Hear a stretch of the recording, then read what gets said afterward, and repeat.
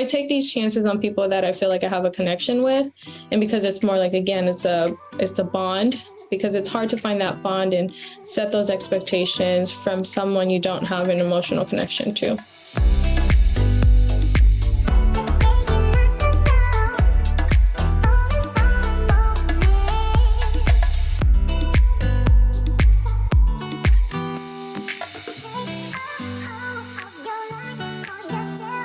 Welcome to The Raquel Show. This show is for entrepreneurs who want to play bigger in business and in life. And today I have a very special guest, one that I've been able to see grow from a solopreneur to leading a team of agents. She's grown leaps and bounds as a leader and is the co-founder of Kinetic Real Estate. Welcome to the show, Guillean Arradaza. Thank you so much for having me, Raquel. Thank you. I am so excited for our audience to get to know this rock star that you are listening to and that you, if you are on YouTube, that you are seeing. So let's just start from the beginning, quick snapshot. How did you happen to pick real estate and what led you to where you're at today? You know, I started at a bank. A lot of the sales agents here started at some sales job. So working at the bank, I saw this woman come into the bank weekly, deposit her checks, and I was just so curious about what she did. She would deposit $20,000, $30,000, $50,000 checks, and I thought to myself, I must be in the wrong business. So it only takes exposure. And so I got pregnant. I was maybe 8 months pregnant. I said, okay, if I need to take my real estate test, if I don't do it now, it's now or never. I had my daughter she was 2 months, and I studied for the test, passed the first time, and just from there, started as the showing agent and never looked back. I love that. And I know that there's probably a lot in that story. And like I said earlier in your introduction, very few people really want to build a team, let alone a brokerage. And you definitely have done both in such a short period of time. I know earlier we were talking before we hit record that you've only been in real estate since when? 2017. Yeah. And you've built a team and now a co-founder of a company, a real estate company that's growing as well. And one of the top brokerages for side is, why did you decide to build a team or co-found a brokerage, or how did that happen? Or did it happen by accident? I think it found me. I only searched, for mentors, I think, when I got to real estate. And that's how I met Kevin, founder of Kinetic Real Estate. And we just worked really well together. Also, Tian, our director of ops. So I owe it to the people that took a chance on me as well. Going into real estate, I had little knowledge. I only knew sales, and just starting to build slowly our own little mini team. It just sort of transformed. And by doing a lot of sales, just, as a small team, we attracted more people and more opportunities opened up for us. So I didn't choose it, but I'm definitely happy the way it turned out, because now we have a core leadership team and just collaboration. And that's something that we always talk about: collaboration, just leaning on each other, leveraging the people that are good at things, and you focus on the things that you're good at, has just really created something special. And we always talk about culture. So it's not a one-man team. It definitely has been transformed because of all the people that have poured into the business. Yeah. And you guys opened Kinetic because you guys weren't always with Kinetic. So you're obviously the co-founder. You opened Kinetic when? 3 years ago. We just celebrated our 3-year anniversary. And how big is the brokerage today? We have about 57 agents. This year, we were lucky enough to open our second location where Michael Lim in Sacramento is managing the team out there. So again, a lot of collaboration. Yeah. And along with that, see, very few people will build a team, let alone build a team and a brokerage and expand into a new market. And you have been able to do that in just short of like 3 years. And then you have your own team, right? Right now. Is that correct? Yes. Shout out to G Unit is what we call each other. but I love them dearly. We're just fun. We're still here to work. So it just feels like definitely a family-oriented brokerage overall. Yeah. So what has been the most challenging part about building a team or a brokerage, in your opinion? So building a team and helping build a brokerage is two totally different dynamics. One case scenario, you're building more as far as an organization, but as a team alone, I have about 5-6 agents, and it's more of, focusing on the sales. But you're pulled in so many directions. You're wearing a lot of different hats, but also, you want to focus on your own sales because you have to drive the team, the brokerage, the numbers, the sales. And I think that's what I'm best at doing, also delegating too. So that's been super helpful for me. But as far as the organization, Kinetic itself as a brokerage, the most challenging thing that I found was finding the right people for the right roles, and also changing roles. It's changing still today. With my mini team, it's also, from an organization point of view, I have a better, bird's eye view to say, I think you're best at this. You focus on this. And then I have 2 admins that I outsource, which are my right hand people, that they help us so much so that my agents can just focus on selling. So different challenges, different roles. I love that. And that's probably one of the things that most entrepreneurs, whether you're in real estate or even leading any type of business, the hardest thing to find is the right seats on the bus. Mm-hmm. It's always changing, especially as markets start to change. What have you had to learn as a leader or as an owner of a team? Yeah, I think as a leader, just me being me, I didn't foresee myself having my own team. I remember talking to Kevin before. I said, I don't want my own team. I'm just here to sell. And so at some point, I attracted more agents. I attracted more people that wanted to work with me directly, and seeing the potential in those agents, like how the people around me or my coaches, like you, Kevin, just everyone around me took a chance on me. I said, I can't deny talent. So it was more of a mental block for me because, one, I like my own space, and, kind of giving up a lot of my space and a lot of my mental space, personal space, time. I have a 5-year-old, but I'm happy I took the chance because now I could see the power of leverage. And from delegating to leverage, I saw wow, you could really scale the business this way, but also just protecting your time still by the delegations, by the roles. So it all is I'm still learning. Yeah. And so as you go through that journey, what advice would you give to somebody who's maybe listening right now, thinking about starting a team? Maybe they're running out of hours to service all the clients or all the leads that are coming into their business. Well, I think first and foremost, you have to have someone well enough to know the business to help coach you, because I would not ever known how to do any of this without the coaches that I hired. And you, Raquel, has been the most influential woman and person, I feel in the business to me, because all the systems I've learned, all the conversations that, I just had to follow and repeat and just take action on. Just learning from other agents alongside with me too. Just, you don't have to learn everything yourself. Mm-hmm.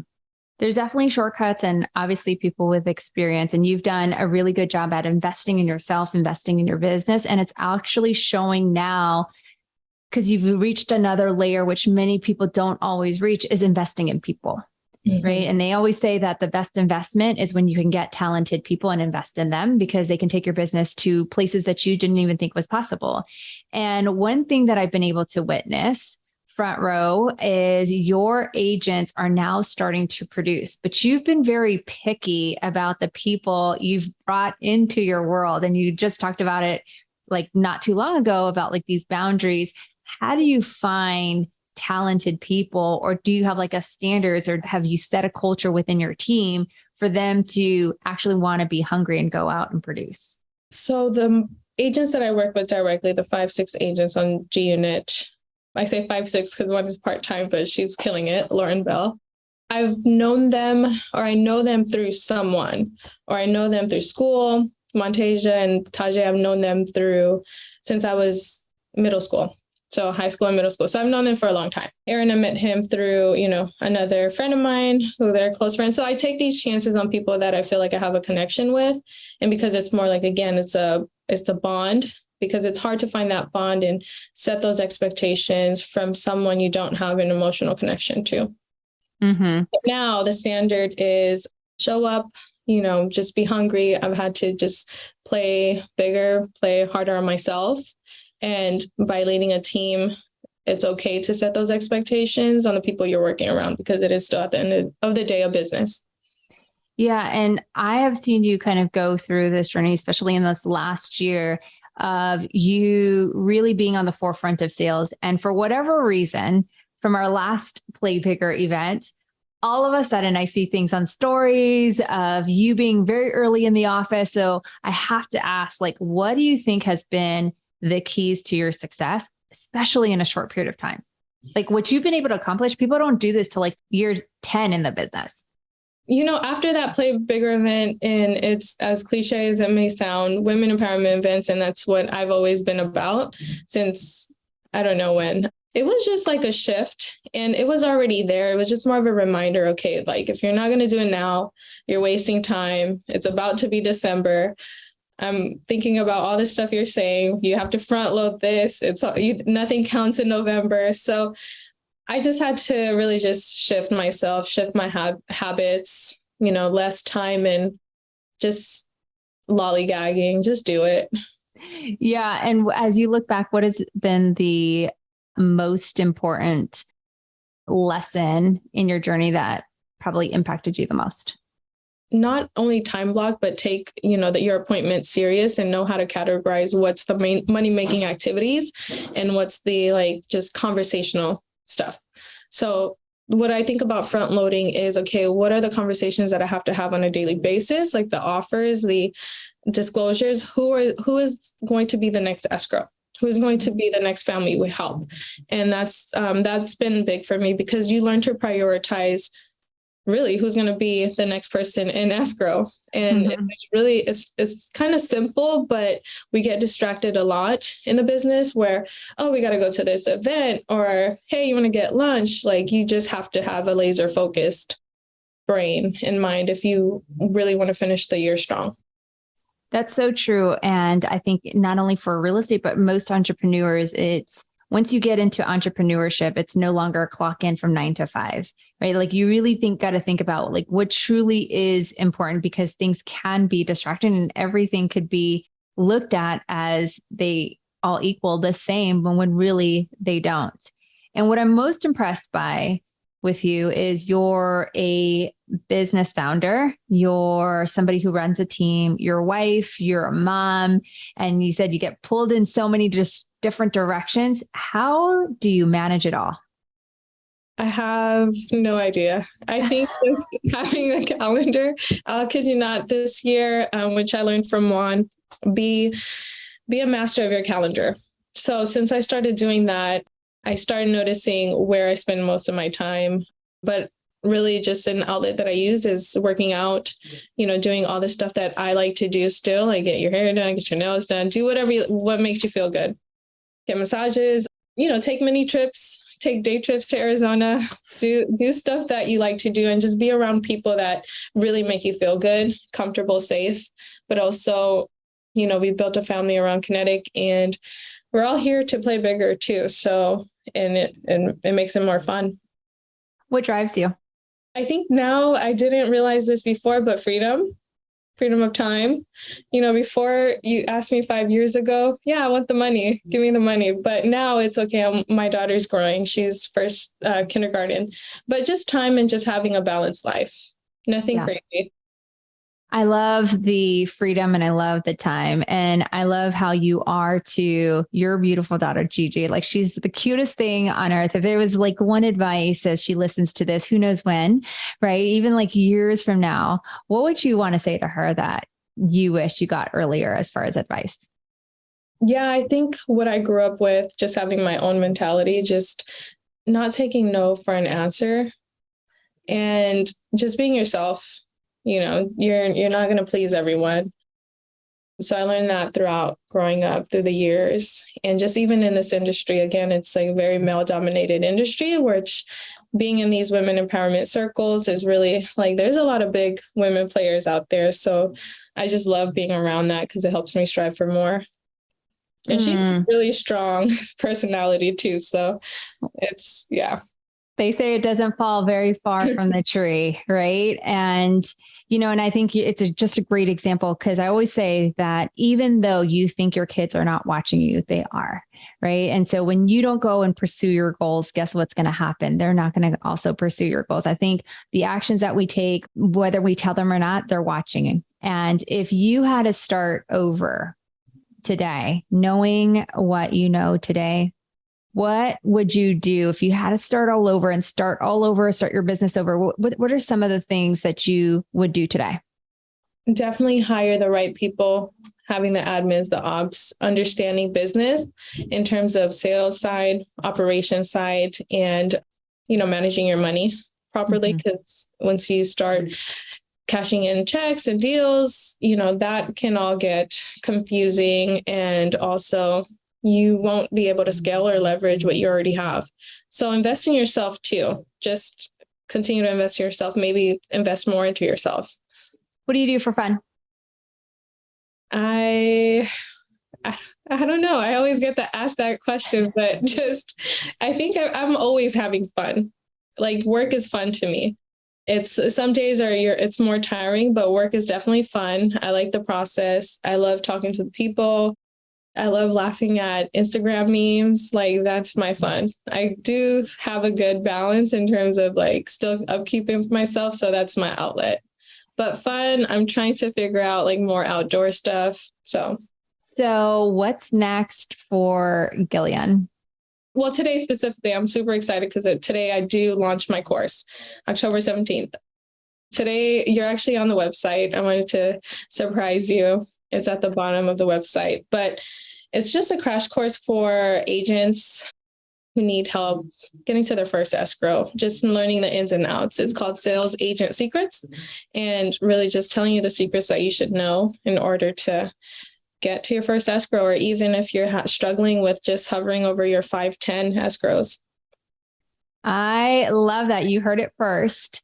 And what a great way to let the audience know that the woman that is a top producer, that also owns a brokerage, that's built a team, that's a mama, and now has a course and some secrets so that you can collapse time and learn from the absolute best. So could you share with us one of the secrets as a teaser? Social media. So definitely social media and branding, something we talked about in Arizona. Yes. And where, if people wanted to connect with you, where can people find you, connect with you, learn about this course?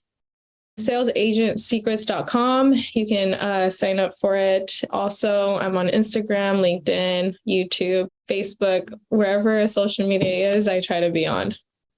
I love it. What's the best advice, best book that you've read that you can share with our audience? First couple books that changed my life, a lot of podcasts, but Richest Man in Babylon, and also Rich Dad, Poor Dad, of course. Of course, like that's everyone's like book and staple.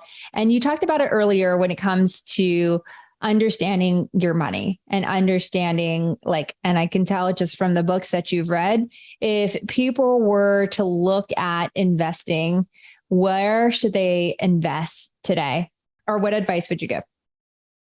I am a true believer in practicing what you preach. So when my first goal when getting into real estate was buy your own property. So the first year or so, we bought our first condo. Now we have 2 properties out of state and we'd love to buy more. So whether you're in stocks, real estate, whatever, just invest your money because that's compound interest. Definitely. You'll see a return when you're, 30 years. I love it. And it's definitely doing a lot better, whatever the market does, it's doing a lot better than it's sitting in a bank today, especially with inflation. Yes. Right. And as we wrap up, what is one thing that Guillean does to play bigger in business and in life? I show up. Whether I don't feel like it, and this is again something I learned from you, just show up. You're not always going to feel 100%, but people will notice when you're showing up, when you're answering the phone, when you're texting back, when you say you're going to be at an event. Don't commit to something that you're not fully committed to. So I've had to learn that too. I love it. Well, thank you so much, Guillean, for being on the show. Thank you for inspiring me to play bigger. I appreciate you. I appreciate your time. I know how busy you are, and I cannot wait to keep playing bigger with you, my friend. You too. Thank you, Raquel.